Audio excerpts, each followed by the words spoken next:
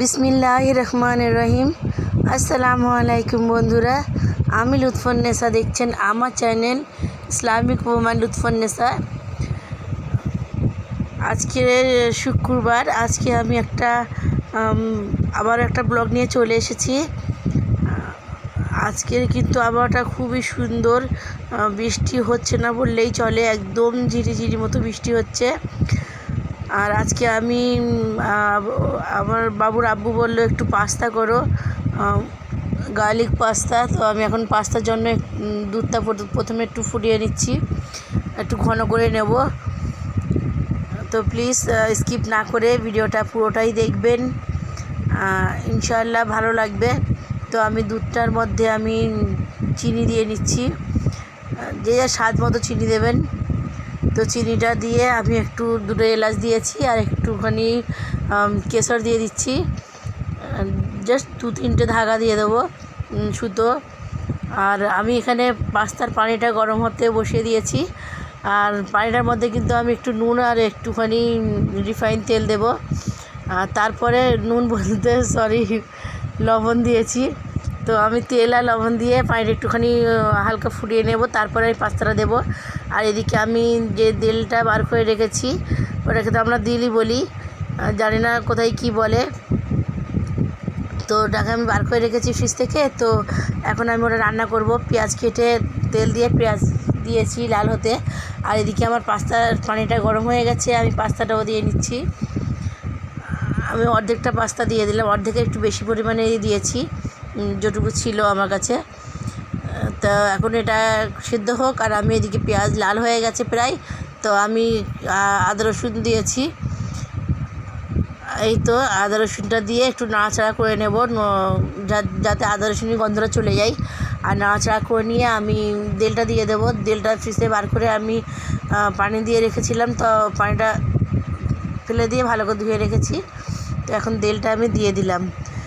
তো এখানে আমি টমেটো কাঁচামরিচও দিয়ে দিচ্ছি, দিয়ে একটু সুন্দর করে একটু ভাজা ভাজা করব, যাতে সমস্ত মশলার ফ্লেভারটা তেলটার মধ্যে যাবে। তো তেলটা আমি একটু ছোটো ছোটো করেই কেটেছি, কারণ আমার বড় করে কাটলে আমার ভালো লাগে না, আমার যেন মনে হয় ভিতরে একটু কাঁচা কাঁচা মতো রয়ে যায়, কিন্তু আমি ছোটো করেই কাটি। আর আমি তো কুকারে রান্না করি না, আমার কুকারে রান্না করতে জানি না, ভালো লাগে না। আমার যেন মনে হয় একবারে রান্না করলে জিনিসটা ভালো লাগে না। যে কোনো রান্না কিন্তু কষানোর কাছেই মেন নির্ভর করে। আপনি যতটা ভালো করে কষিয়ে কষিয়ে রান্না করবেন, ততটাই কিন্তু তরকারির মধ্যে টেস্ট আসবে। তো আমি ভালো করে কষিয়ে নিয়েছি অনেকক্ষণ ধরে, অফ ক্যামেরায় প্রায় 5-6 মিনিট কষিয়েছি।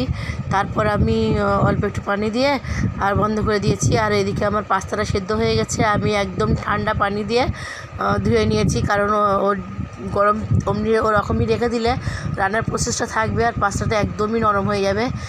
ওই জন্য আমি ঠান্ডা পানিতে ধুয়ে নিয়েছি, নিয়ে আমি একটা ছাঁকনির মধ্যে রেখে দিয়েছি, যাতে পানিটা যেটুকুনি আছে ঝরে যাক। আর এদিকে আমার তেলটা একবার কষিয়ে নিয়েছি, ভালো করে একদম সুন্দর করে কষিয়ে নিয়েছি। অনেকটাই পানি দিয়েছিলাম, আবার তেল থেকে কাঁচা তেল, তো পানি বার হয়েছে। তো মোটামুটি সিদ্ধ হয়ে গেছে, আমি অর্ধেকটা সিদ্ধ হয়ে গেছে। তো আমি ভালো করে কষিয়ে নিয়ে একটু বড় বড় করে আলু কেটে রেখেছি, সেটা দিয়ে দিলাম, দিয়ে আর একটু ভালো করে কষাবো, 5 মিনিট ধরে কষাবো। তো কষিয়ে আমি আবারও একটু পানি দিয়ে বসিয়ে দিয়েছি, ঢাকনাটা বন্ধ করে দেবো। তো 20 মিনিট পর ঢাকনাটা খুলবো। প্রথমে জোরে আঁচে রেখে দেবো 5 মিনিট, তারপরে 15 মিনিট একদম অল্প আঁচ করে রেখে দেবো, যাতে আলুটা পুরোপুরি সিদ্ধ হয়ে যাবে। তো এখন আমি পাস্তা রান্না করে নেব। আমি ফ্রেশ ক্রিম নিয়েছি, দই, মিষ্টি দই, আর এদিকে আমি ঘি। তো প্রথমে ঘি দিয়ে একটু রসুন কুচি দিয়ে ফোড়ন দিয়ে নেব, লাল লাল করে নেব, যেহেতু গার্লিক পাস্তা। তো ঘির মধ্যে আমি রসুনটা কুচিটা একটুখানি লাল লাল করে ভেজে নেব। ভেজে নেওয়ার পর আমি এখানে পাস্তাটা দিয়ে দিচ্ছি। পাস্তাটা দিয়ে কিন্তু একটু হালকা নাড়াচাড়া করে নিতে হবে, যাতে ঘিটা পুরো পাস্তার মধ্যে লেগে যাবে। এখানে রসুনটা কিন্তু অপশনাল, রসুনটা দিতেও পারেন আর নাও দিতে পারেন, আমি দিয়েছি। যেহেতু আমি গার্লিক পাস্তা করছি, কেউ যদি প্লেন পাস্তা করে তো রসুনটা না দিতে পারে। তো আমার এখানে দুধটা যেটা আমি ফুটিয়ে ঘন করে রেখেছি, আমি দুধটা পুরোটাই দিয়ে দিলাম। আর এখানে ফ্রেশ ক্রিম দিয়ে দিচ্ছি, ফ্রেশ ক্রিম কিন্তু আমি অর্ধেকের বেশিটা দিয়েছি। তো ফ্রেশ ক্রিম দিয়ে একটু ভালো করে নাড়াচাড়া করে একটু দুধের মধ্যে ভালো করে বলক চলে আসবে যখন, মানে ফুটবে যখন, দুধটা কিন্তু আমি একদম মাখো মাখো করে নেব, বেশ খানিকক্ষণ রান্না করব। আর এখানে কিন্তু ননস্টিকের প্যান নিয়েছি আমি, কেন একদম মাখো মাখো করতে হবে। আর অন্য কোনো পাত্র নিলে কিন্তু তলায় লেগে যাওয়ার ভয় থাকবে। আর যদি অন্য কোনো পাত্রে রান্না করেন তাহলে কিন্তু ভালো করে ধ্যান রাখতে হবে। আর এখানে আমি ভালো করে দুধটা ফুটে গেছে, তা আমি এখন মিষ্টি দই দিয়ে দিলাম আর কাজু দিয়ে দেবো। কাজু বাদাম আমি একটুখানি গুঁড়ো করে রেখেছি, আধ ভাঙা করে রেখেছি আর কি। তো আমি দিয়ে ভালো করে এখন নাড়াচাড়া করব যাতে একটু দুধটা পাস্তাটার মাখো মাখো মতন হয়ে আসবে। আর খেতে কিন্তু খুবই মজা, ঠান্ডা করে ফ্রিজে রেখে খেলে। তো আমার পাস্তাটা হয়ে গেছে, আমি একটা অন্য পাত্রে ঢেলে নিয়ে যখন ঠান্ডা হয়ে যাবে, মোটামুটি নর্মাল টেম্পারেচারে চলে আসবে, আমি ফ্রিজের মধ্যে রেখে দেবো। তো এটা আমি সন্ধ্যার নাস্তার জন্য বানিয়েছি।